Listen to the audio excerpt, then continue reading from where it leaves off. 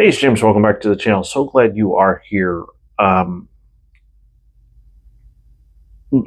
the conference that I went to last week was life changing, but not in the sense that you would think. I learned a lot, and I'm going to share that stuff that I learned with you in the upcoming weeks, mainly after the one another passages are finished. But I also had a conversation with the dean of Baylor's seminary, Truett Seminary, and he said that he recently hired someone to teach New Testament. They had over 80 applicants. And so I've been trying to decide whether I should go and get my doctorate of ministry or whether I should do PhD. And I've decided I'm going to do the doctorate of ministry route. Here's why. I can't talk about my day job here, okay?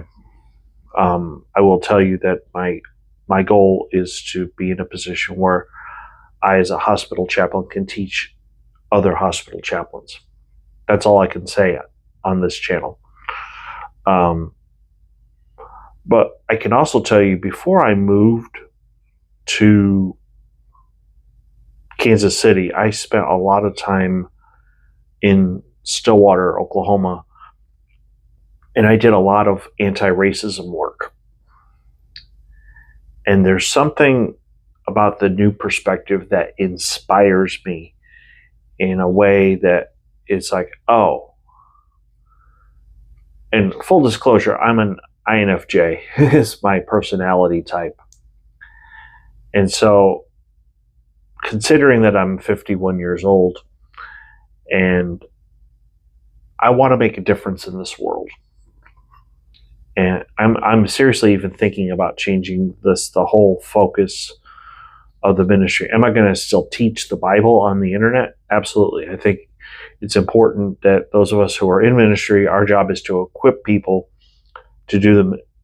We don't do all the work. The people do the work. As a Protestant, I believe in the ministry, or I should say the priesthood of all believers.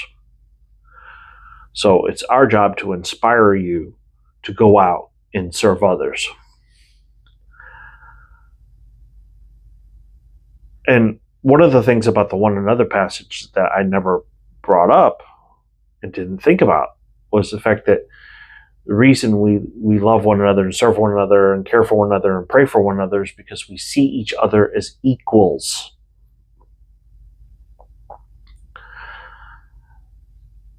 I need to tomorrow, Juneteenth, make contact with people in Waco, and I need to start working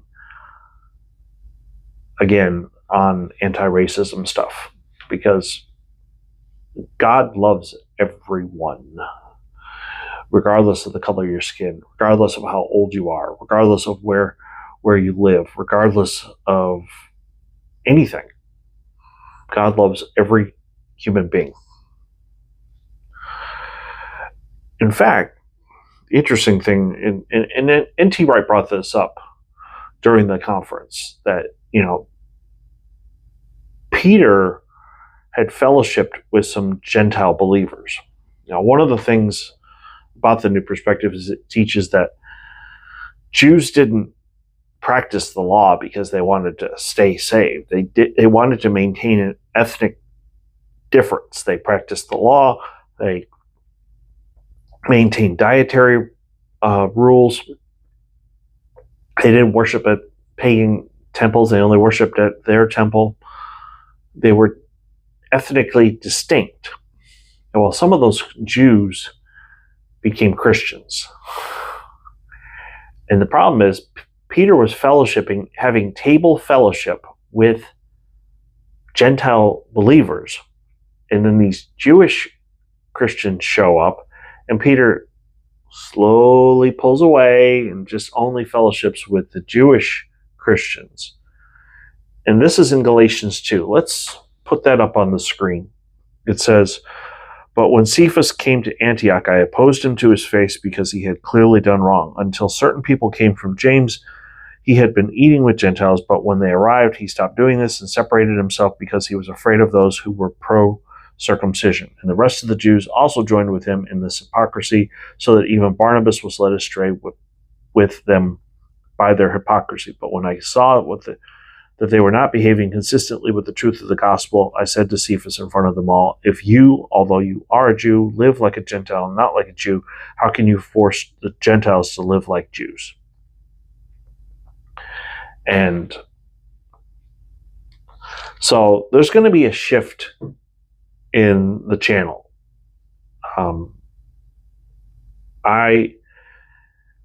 Like I said, I'm 51 years old.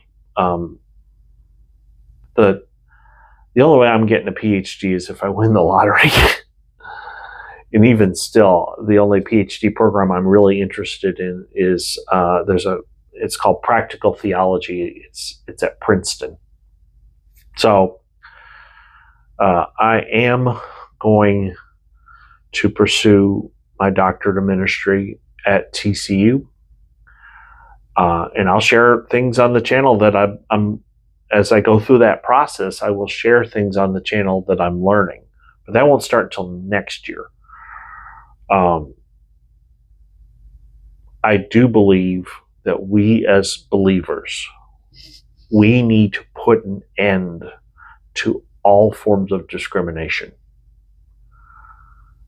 We need to truly love. Let me put that up there as well. Matthew 22:37 through 40 says we're supposed to love God with all our heart, soul, mind, and strength, and love our neighbors ourselves. There's no condition on what that neighbor looks like or acts like or believes. We're supposed to love our neighbor, whether they're old or young, whether they're gay or straight, whether they're doesn't matter what color skin they are. We're supposed to love our neighbor. And that should inspire us to speak up against racism, to speak up against sexism, to speak up against all those things, the isms, because that should not be a part of the church. So, if you are new, please hit like and subscribe. I know this may offend some people, and I'm sorry if it offends you, but racism is wrong. And tomorrow's Juneteenth. And it's a celebration of when people were told about the Emancipation Proclamation. And they finally heard for the first time that they were free. Racism is wrong. And until everybody is free, we're not truly free. So, thanks for watching. Thanks for being a part of this community. And I will see you tomorrow.